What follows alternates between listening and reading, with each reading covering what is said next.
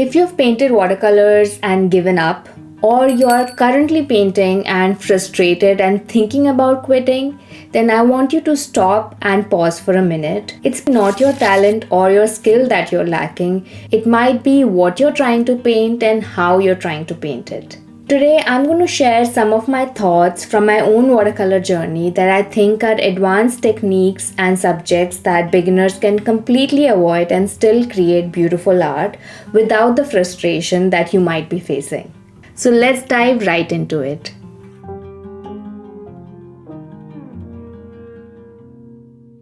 So the first thing is color theory, color mixing, and color charts. I know these are all very interesting concepts, but I feel as a beginner, if you're frustrated with color mixes, understanding complementary colors, what are warm tones, cool tones, you can completely skip this part and still be able to paint beautifully. You will see a lot of artists talk about it, but I feel it is an intermediate to advanced level study that you might want to do once you have started painting and feeling confident about your art. I know it might be a bit controversial and you'll be like, how would I even know what is the color mix for me to get that kind of tone? So what I have to say is don't try to mimic exactly. What is more important for you as a beginner is to get a hold of your brush, understand your techniques, understand your tools rather than going deeper into the study of color mixing and color theory. Honestly, color mixing is actually quite tricky in watercolors. You might end up creating muddy colors and you will think there's something wrong with you or you don't have the talent or the skills to paint, but it has nothing to do with that. It is a difficult topic. It is an intermediate to advanced level topic and you can completely skip it and still be able to beautifully paint and get your skills to a level where you will be less frustrated.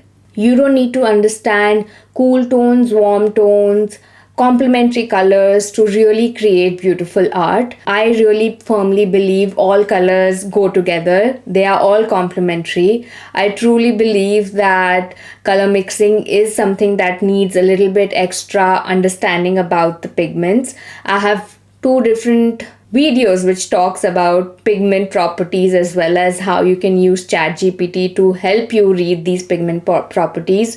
And honestly, you might get a bit frustrated if you get into this theory too early in your journey. The next is a technique which I feel is somewhat advanced. It is the wet on wet technique. I know it is a technique which is basically what watercolors is all about. Whether it is landscapes or botanicals, all the teachers are talking about wet on wet technique. Personally, I found that technique very frustrating. Even after taking many classes, I was not able to get that technique right because the paper and the way the water behaves on paper is different. And even if you are understanding the concept exactly like the way the teacher is teaching you, you might not be able to see the same results because the humidity in the air is different. You are in a hotter climate or a colder place, and the way the water will behave on the paper is unpredictable. I have a different technique that I personally use a lot, which is basically using paint directly on dry paper. I call that technique pulling the paint, and I talk about this all the time in my classes. I use it even now, but I do recommend you give it a try, give the wet on wet a try. But if it is frustrating you to a point that you want to quit watercolors, then try another technique like wet paint on dry paper. There are alternative ways to paint as well. There is no right way or wrong way of painting. The bottom line is you need to enjoy what you paint, and if you're finding wet on wet frustrating, you can still paint and still create beautiful art by using another technique.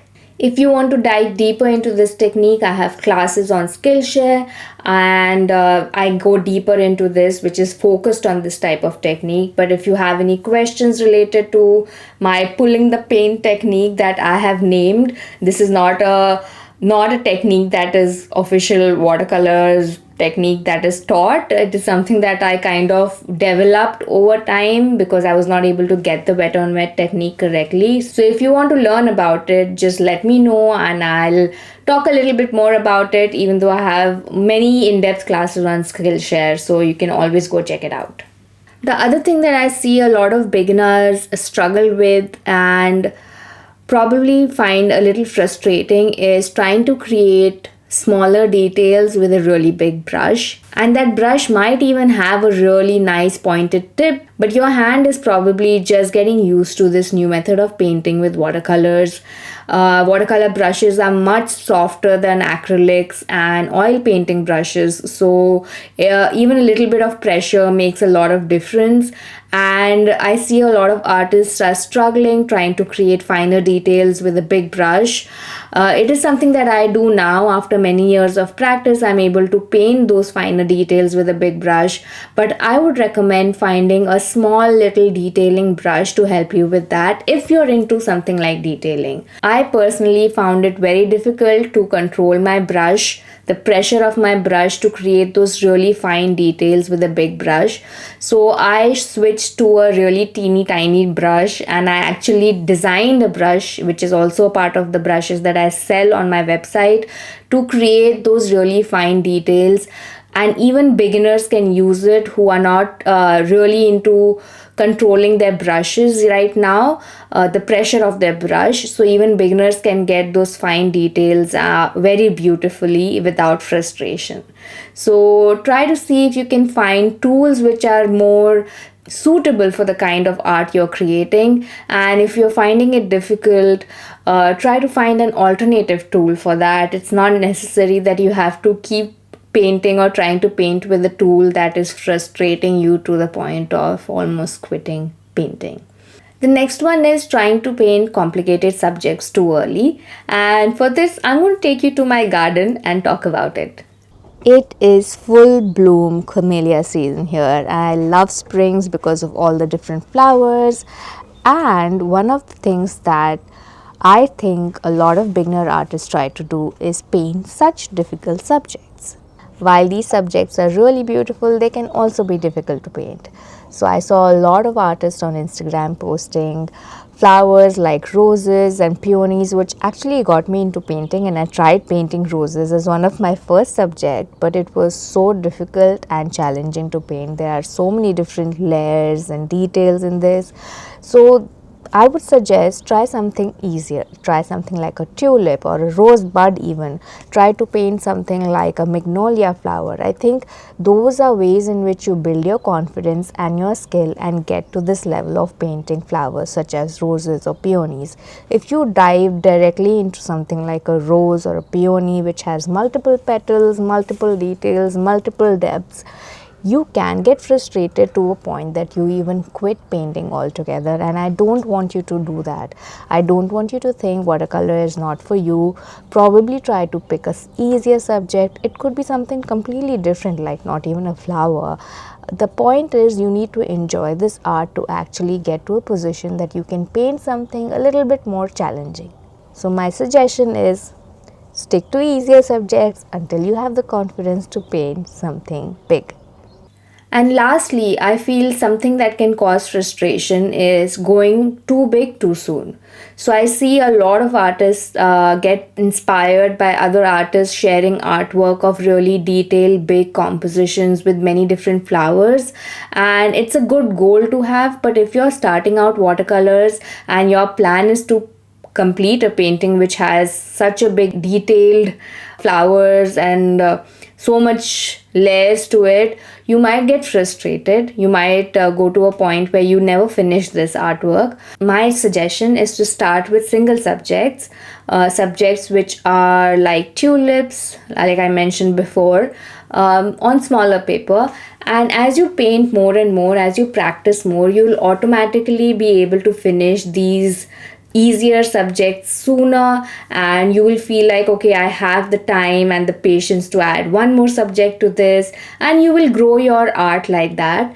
If you aim to do something really big at the beginning of your art journey, you might get a little bit overwhelmed, you might get frustrated, you might not finish your artwork, and when you don't see a finished piece, you don't feel proud of it, you don't have that feeling of accomplishment, and you might want to quit watercolors, or you might not have the motivation to continue painting for a long time.